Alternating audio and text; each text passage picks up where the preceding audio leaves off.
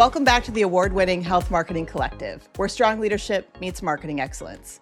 I'm your host, Sara Payne, and I'm bringing you fascinating conversations with some of the industry's top marketing minds. If you've been in health marketing long enough, you know there are moments when something shifts, not incrementally, but fundamentally. A new capability emerges, the language changes, expectations shift, and suddenly the old playbook doesn't work anymore, even if nobody has officially said that out loud yet. Today's conversation is about those moments, not the innovation itself, but what it feels like to lead through change when innovation moves faster than understanding, and the kind of leadership those moments demand from marketing. My guest today is Robin Goldsmith. Robin is the practice leader for Verizon's healthcare domain practice and brings more than 20 years of experience across patient engagement, healthcare media, data analytics, and digital transformation. He's worked inside organizations like Everyday Health, Patient Point, and Crossix. And today, he focuses on building solutions on top of Verizon's core infrastructure to accelerate digital transformation across healthcare. He's also the host of Healthcare on Air, a podcast by Verizon, where he interviews leaders and innovators across the healthcare ecosystem. Robin brings a unique perspective, having seen healthcare marketing evolve from multiple vantage points, and I'm excited to dig into what he's learned along the way. Robin, welcome to the show. Great to be here. Thanks, Sara. Yeah, I'm excited for this conversation because I know that you've had a front row seat to several moments when healthcare itself was changing in a pretty fundamental way. When you think back across your career, what was that first moment when you really realized, like, oh, wow, hey, the rules just changed? Yeah, I think there's been a couple.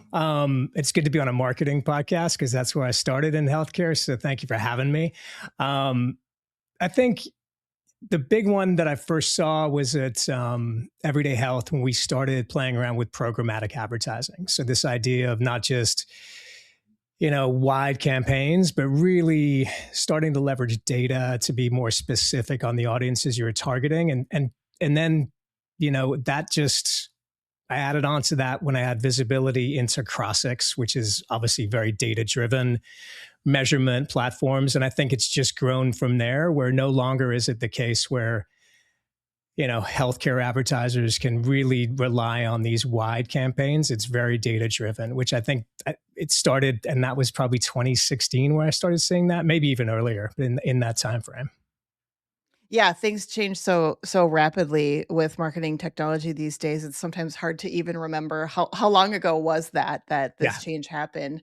Uh, as you reflect on some of those times of change, what did those moments really require from the people leading the work, marketing leaders?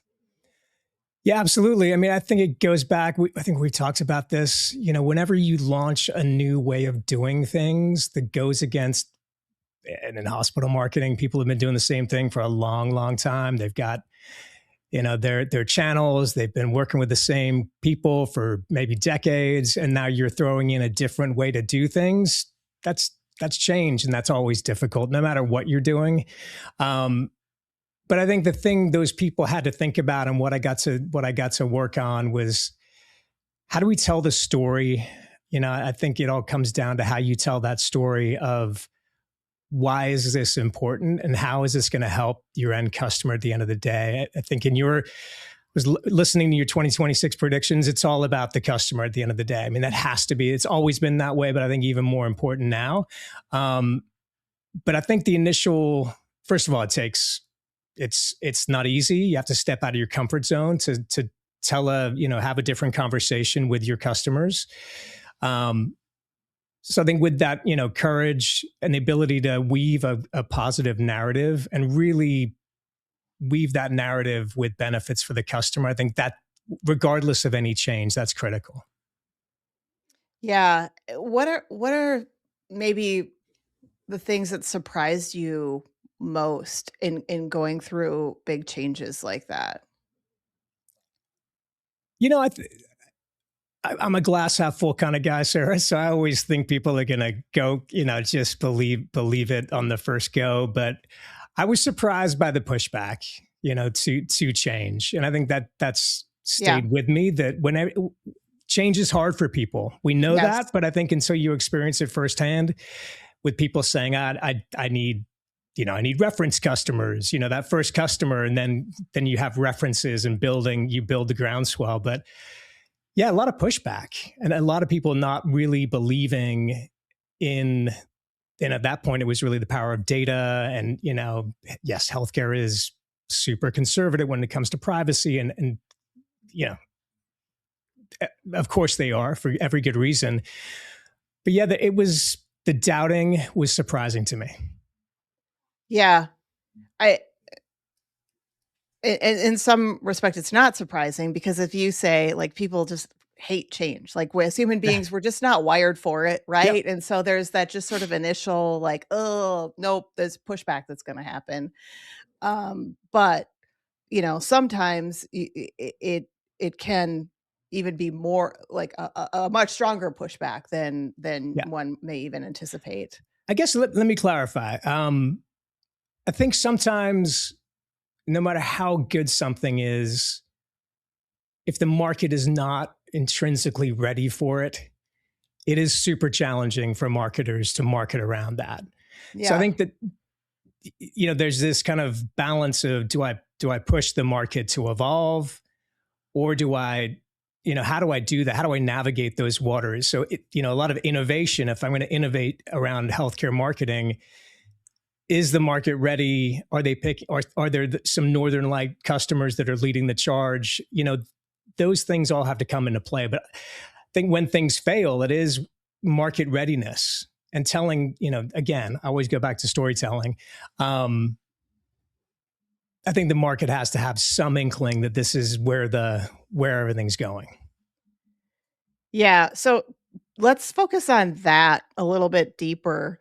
Um, you know, and go back to sort of decisions that were being made around that time, and the philosophy and the approach is how how did you decide to move forward when you realized there was a gap in market readiness, right? Was there a you mentioned education is a key component. Like, did you map a plan that's like, okay, we're going to give ourselves, there's going to be multiple phases to this. And so we're, phase one's going to focus more on education. And once we get the market to, give us some signals or early indicators of, XYZ, then we're ready for phase two. Sure.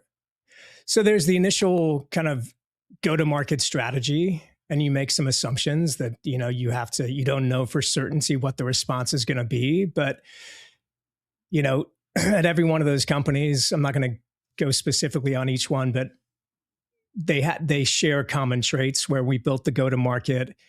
We used data to understand. We did market analysis, looking at what, through our lens, through our experience, who would be the early adopters. Some key agencies that were pretty progressive, who had shown some signs of leveraging these kind of capabilities around data to better target audiences. And you're right. Yeah. We built a plan of, how do we evangelize this to the market? What are the key events? What are the key, times and places we have to show up and have a voice? I think that was critical. And we had a runway. We had 18 months to really prove this out, I think, in both cases. And, luckily, the market was ready. And I think the adoption just accelerated, slow at first, but then you get some customers utilizing it, and then it's word of mouth, and then you have a market to build on. Yeah, absolutely. I think that runway is key, as you mentioned. As I'm trying to understand if there's anything else, in the work that people don't see, right? It's the internal planning and the work and figuring things out. Is there anything in terms of um, th- things that your team spent time on that wasn't obvious from the outside, but was really critical to getting momentum and trust with customers? Yeah, I think the key word in there is trust. Um, so we had trust with a lot of customers to begin with. So that's a good footing to begin anything on, is trust. Coming from zero and building trust, that's a whole nother conversation. Yeah. But I think you have to kind of build in these scenarios and, leveraging data and understanding, really mapping out what are the objections we know are going to be most top of mind. Get into the heads of who you're speaking to and really, go through those scenarios of, we know what these people are going to say, because I would probably say the same thing if I was coming to them with a new way of doing things. So map out those conversations, build a narrative, I think is critical. And then we had, different, a slate of options for people to try. It wasn't just, all in on this strategy. It's giving folks the ability to test, I think, is critical in marketing. I mean, marketers love to test, A/B testing and everything else, but I think being able to provide an easy on-ramp to test in small, incremental steps was, I think, why we succeeded. And then why we didn't succeed at another company I worked at, which, I'm not going to say these are all successful. Whenever you're innovating, that's where we learn. Oftentimes it doesn't work. Priorities change, which happened. And, it was looking good. And then the priorities of the company changed. And so things that are out of things that you can't plan for can always come into play to shake up the chessboard without even, you've ever thought about that scenario happening. Yeah, absolutely. Great point. And I love the honesty in that too, right? Because not everything is gonna hit, right? Nope. And some of those things are outside of our control. Yep. You mentioned education being key. You also talked about the importance of building a narrative, unpacking both of those things. When you say education, what does good look like to you around that when we're talking about, educating around some major change management? Yeah. I mean, educating, I hate to take a tone of, I know more than you, but it in that capacity, you don't want to come from that position. I think it's just sharing of viewpoints, and success looks like to me that after hopefully one conversation, but oftentimes it takes more, that person who you're relaying this information to can speak that back to you, which is often the case, because you know how it is, sir. You need a champion at every organization, and that champion then has to go talk to other people and explain it to them. So, Right. And the best scenario is when you're in a meeting and that person, whether it's the upfront in the conversation, says what her opinion is or his opinion is on something, and you hear your own words back, but in a different way, in their voice, that they've digested the information, they've come to their own conclusion, and they agree. And that's really often that early feedback that the narrative that you've developed is in fact working, right? Because if the narrative is too complex, or we've made it more complicated than it needs to be, chances are they're not, either their interpretation of that back to you is going to be a big gap, right? In between what you said and what they said, or they're not even going to be able to do it because we've overcomplicated it, right? And so they can't distill it into their own, right? It's not like that light bulb hasn't gone off yet in terms of, oh, I get it. I get what you're saying and how this is going to benefit me. And listen, simplicity is really hard. Simplicity, yes, it I think is. We like to overcomplicate, like you said, we like to overcomplicate things because we think we have to pack something into that little brown bag. We got to pack everything into it because maybe it makes us sound smart, or there's so many benefits. So I want to talk about all the benefits, but distilling it down to really the simplicity is, I think, really powerful and not easy to do. And so, that is a constant challenge, especially, when you get to bigger companies and there's bigger strategies. I think simplicity is something, should be top of mind for everyone as they're thinking about how they're doing business, how they're messaging. I think that's what resonates with people. The overcomplexity is really just is a turnoff in my mind. And it's a disservice to what we're trying, to our objectives and what we're trying to achieve. And yet, to your point, like we do this all the time, especially when it's something innovative, right? Because it's innovative, and boy, I really got to tell you how innovative it is, Yeah. right? So I'm going to come in with my PowerPoint, right, with all these words, buzzwords, Yep. etc. And yeah, I Speeds think, and feeds. yep, People's eyes glaze over really quickly. absolutely. Do you have any uh, sort of key learnings on that point of like how to get your, because sometimes it is like the marketing team can be nodding their heads that like, you know, we've talked about this for years that simplicity is important, Yeah. and marketing can get it. Marketing can even be really good at executing it. But then when it goes for broader review with the, executive leadership or even a technical team, that's when some of this more complex jargon can come in. And have you, do you have any sort of hard fought, war stories about how marketing was able to sort of convince and overwrite that desire to overcomplicate things? Yeah. I mean, I think probably over the last 5 years, I've seen that probably play out best because I'm at a very large company in Verizon, not known to be a healthcare company. Where, in a lot of people's eyes, we're a utility. So leading the efforts around healthcare from a non-traditional healthcare player, that story has to be pretty tight and has to resonate pretty quickly. And there's a lot of stakeholders involved when it comes to a big company. So I think that's the biggest balance of understanding the priorities of teams, which is not always easy to do.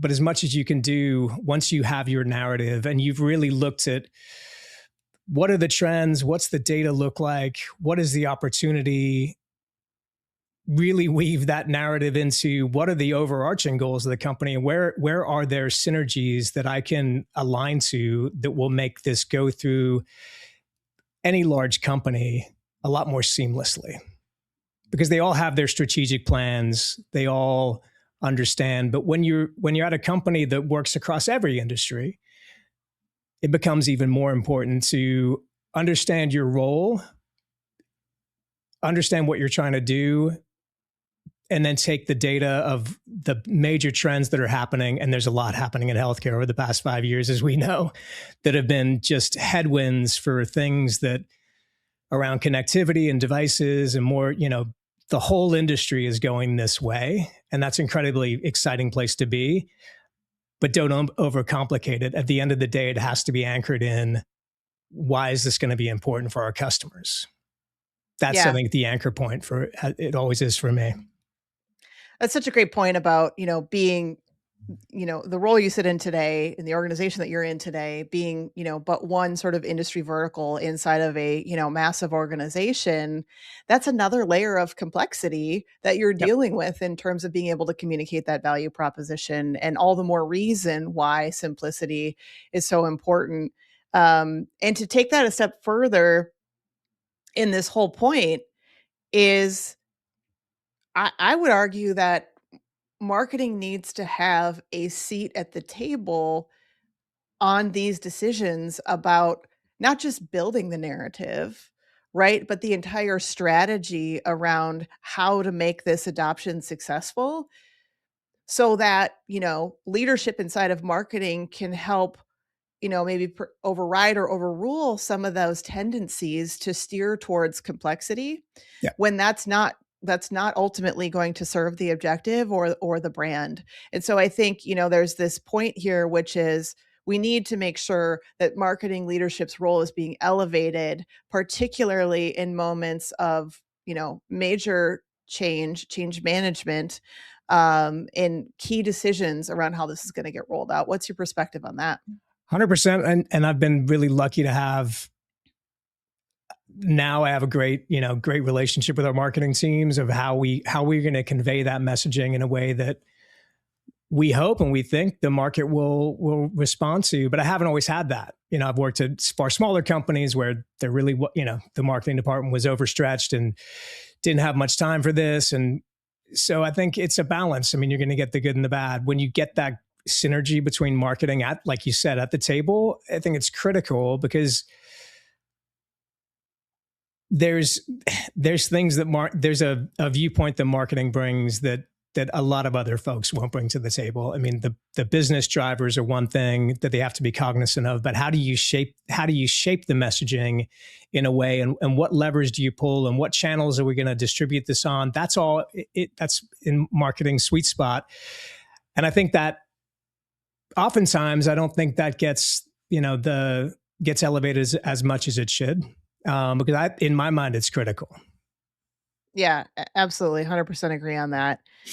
Knowing that you've seen a lot of different and experienced a lot of different changes, across healthcare and frankly across marketing in your career, some of these examples that you are sharing are, maybe 10 years ago, give or take. Yeah, it's been a while.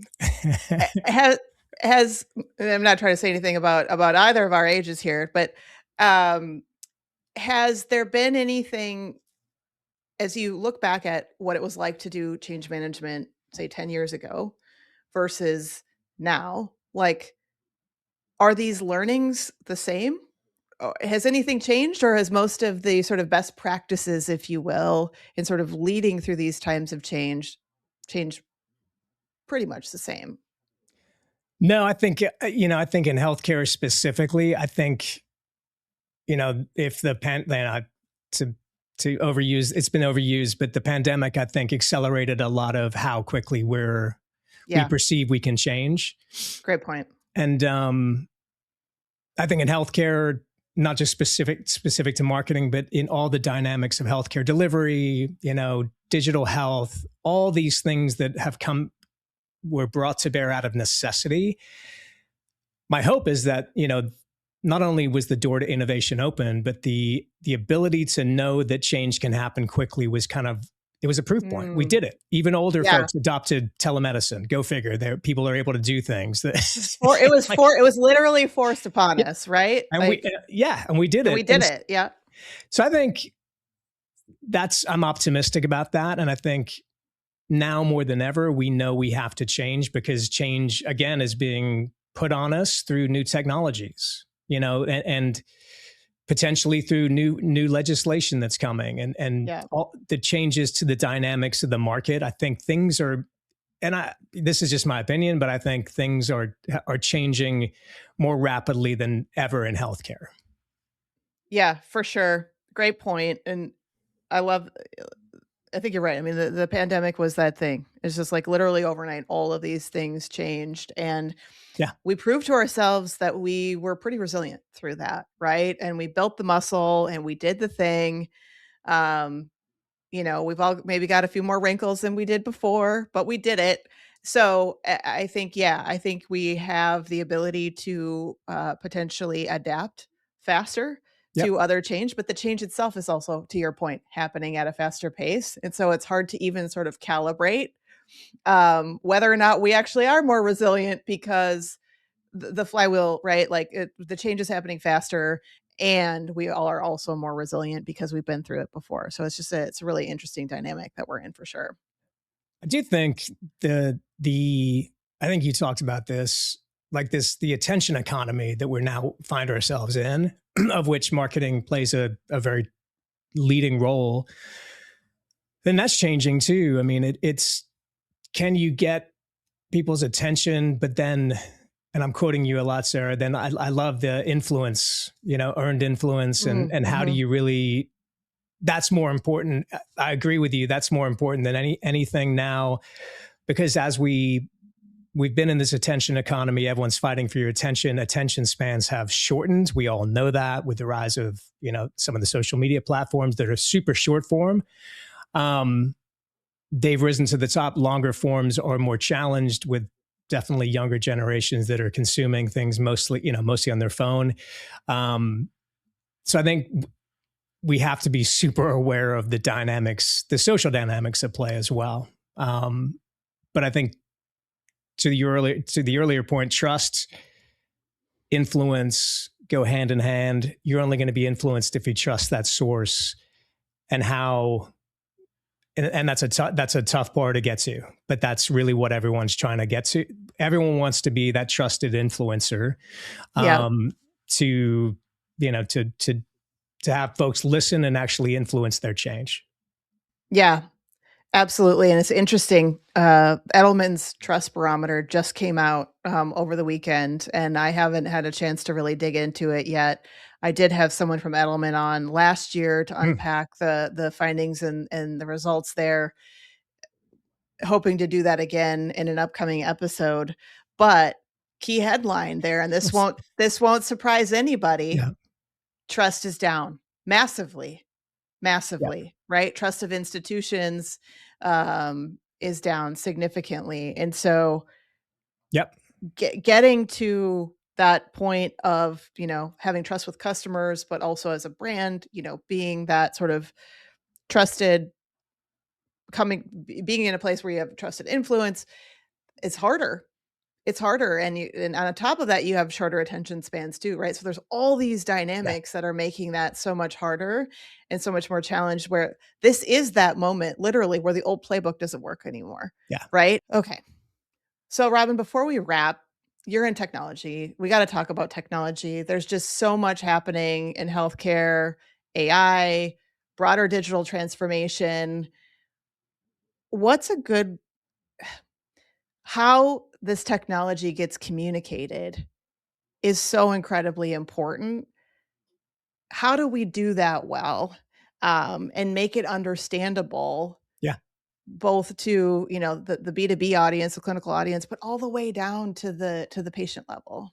Yeah, there's so much happening, and it's hard to keep up. I mean, AI is accelerating everything, and out of necessity, I think of any industry, healthcare really needs help because we don't have enough nurses and docs, right? So I think you need to automate more things, and I think that's it, right? Because doctors didn't go to and nurses didn't go to nursing school or medical school to be data entry clerks. They went to those schools, very expensive schools and time, to be at the bedside delivering care. So I think any technology has to be grounded in how do we leverage these tools to lighten the load of this just cumbersome system of entering data and get them back to the bedside. And that is happening. So ambient listening is, a lot of people speak to that and point to that as something that's giving back nurses and docs time at the bedside. And that's a great example because at the end of the day, patients don't want to see their doctor's face in front of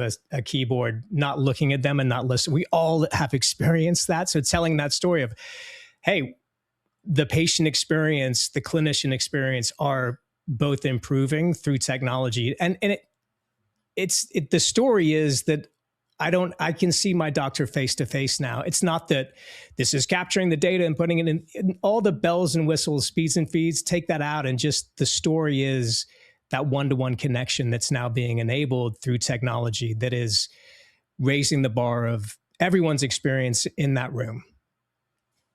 Love that. Last question. What do you think is critical to getting through with clinicians as it pertains to rolling out adoption of some of these new technologies? To your point, they didn't go to school to use them. Yeah. Um, and in some cases, people might think, well, I don't know that this is the best direction, for me to deliver my, the best medicine, if you will. What's your take on how to push through that resistance? Yeah, it's not easy. Again, going back to the change conversation, but I think it has to be integrated into their workflows, has to be easy, has to have incredibly high value to the doctor. And I think if you boil it all down, the time of our clinician is the measure of, if I get more time back, if I don't have to chart at night in my pajamas, that is Mhm. highly valuable to me. If we can give doctors back any time, that is something I think everyone can relate to. I want more time back in my day. If I adopt this digital tool or this AI or whatever technology it is, I get time back, I'm probably going to use it. Love that. So great. Robin, thank you for being here today. Always a That was a pleasure pleasure. learning from you. Absolutely. Thanks for having me, Sarah. This is great. Yeah, and how can folks get in touch with you, Robin? Obviously, they should check out your podcast, Healthcare on Air by Verizon. Where else can how can they get in touch with you? Yeah, I'm on LinkedIn. I try to be pretty active there. Again, evangelizing what we're trying to do in healthcare. Thank you for shouting out the podcast. I try to get people on who are doing really interesting things in healthcare. So that's been fun. And then go to, if you want to Google anything about healthcare and what Verizon's doing, just Google Verizon and healthcare and you'll find a lot of resources. Love it. And if people have guest ideas for the podcast, reach out to you on LinkedIn. 100%. Love it. Always open for ideas. Fantastic. Well, thanks so much again for being here. And to our listeners, if you're a fan of the show, be sure to subscribe and share it with a colleague. Thanks for listening to the Health Marketing Collective, where strong leadership meets marketing excellence, because the future of healthcare depends on it. We'll see you next time.